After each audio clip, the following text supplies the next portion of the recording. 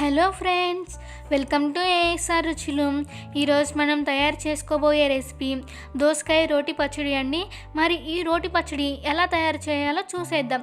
ముందుగా కావలసిన పదార్థాలు: ఒక పెద్ద దోసకాయని ఇలా ముక్కలుగా కట్ చేసుకొని తీసుకోవాలి.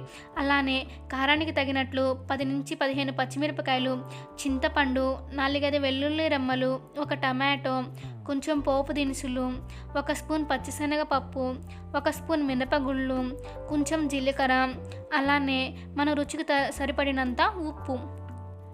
ఇప్పుడు తయారీ విధానం చూసేద్దాం. దీనికోసం ముందుగా ప్యాన్లో ఒక 2 స్పూన్ల ఆయిల్ని వేసి, ఆయిల్ హీట్ అయిన తర్వాత ఇందులో పచ్చిశనగపప్పు మరియు మినపగుళ్ళని వేసుకొని ఈ రెండు కొంచెం కలర్ చేంజ్ అయ్యేంత వరకు ఫ్రై చేసుకుందాం. ఇలా కలర్ చేంజ్ అయిన తర్వాత ఇందులో మన కారానికి తగినట్లు పచ్చిమిరపకాయలను కూడా వేసుకొని ఫ్రై చేసుకోవాలి. పచ్చిమిరపకాయలు ఫ్రై అయిన తర్వాత వీటన్నిటిని తీసుకొని ఒక ప్లేట్లో పక్కన పెట్టేసుకుందాం.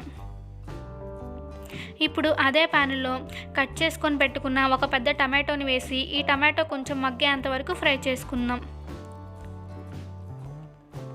టమాటో ఇలా మగ్గిన తర్వాత ఇందులో కొంచెం చింతపండు, 4 వెల్లుల్లి రెమ్మలు మరియు మన టేస్ట్ తగ్గట్టు జీలకర్రని వేసుకొని ఒకసారి కలిపేసి దీనిని కూడా ప్లేట్లోకి తీసేసుకుందాం.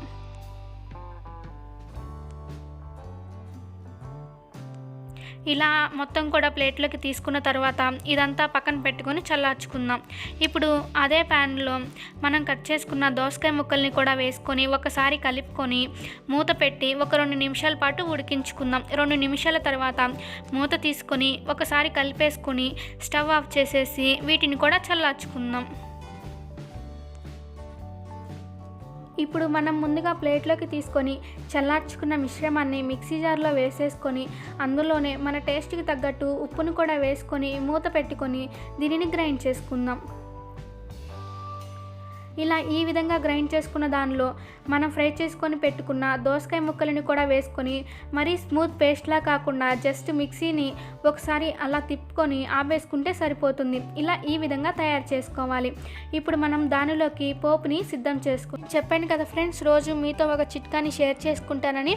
ఈరోజు మనం షేర్ చేసుకోబోయే చిట్కా ఏమిటంటే, మనం పచ్చిమిరపకాయలని ఫ్రిడ్జ్లో స్టోర్ చేసుకునేటప్పుడు పచ్చిమిరపకాయలకి ఉన్న తొడిమెలు తీసుకొని ఒక కవర్లో కానీ లేదా ఒక కంటైనర్లో కానీ స్టోర్ చేసుకోవడం వలన పచ్చిమిరపకాయలు అనేవి త్వరగా పాడవకుండా ఉంటాయి. ఒకసారి మీరు కూడా ట్రై చేసి చూడండి. ఇక్కడ మనకి పోపు రెడీ అయిపోయిందండి. ఇలా రెడీ చేసుకున్న పోపుని మనం గ్రైండ్ చేసుకున్న చట్నీలో యాడ్ చేసుకుందాం. ఇంతేనండి, దోసకాయ రోటి పచ్చడి రెడీ అయిపోయింది. మీకు కనుక నా వీడియో నచ్చినట్లయితే లైక్ చేయడం మాత్రం మర్చిపోవద్దు.